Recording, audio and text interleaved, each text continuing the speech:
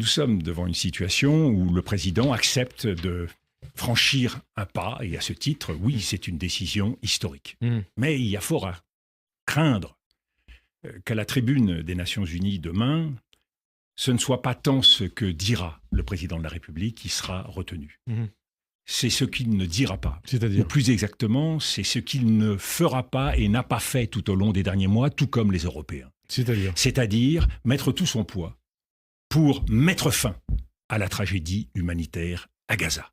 Et nous assistons aujourd'hui à un nettoyage ethnique, à des crimes commis au quotidien par ce gouvernement et la France. Là, vous parlez du gouvernement israélien. Oui, et la France France fait pas tout ce qu'elle devrait. Ça veut dire que nous avons des outils. Je pense en particulier à l'accord d'association de l'Union européenne avec Israël, et que nous ne sommes pas capables de mettre dans la balance ces outils pour faire en sorte que cette logique de mort s'interrompe.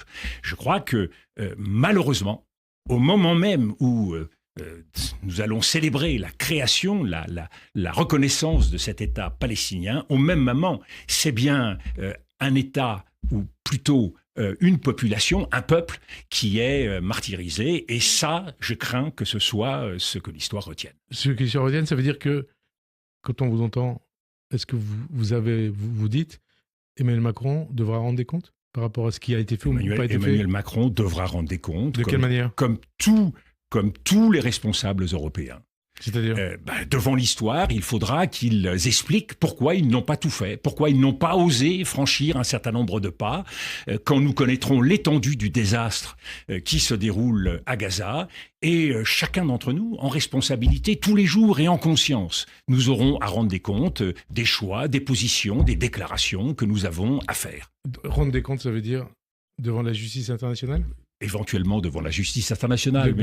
Mais je crois davantage au tribunal de l'histoire. Vous savez, l'histoire, à un moment donné, elle aligne les décisions, elle aligne les comportements, elle aligne les déclarations, et elle constate que ce qui aurait dû être fait n'a pas été fait. Et là, je crois qu'il y a, dans la diplomatie française, une parole qui a fait défaut, une action qui a fait défaut. Et ça pèse lourd.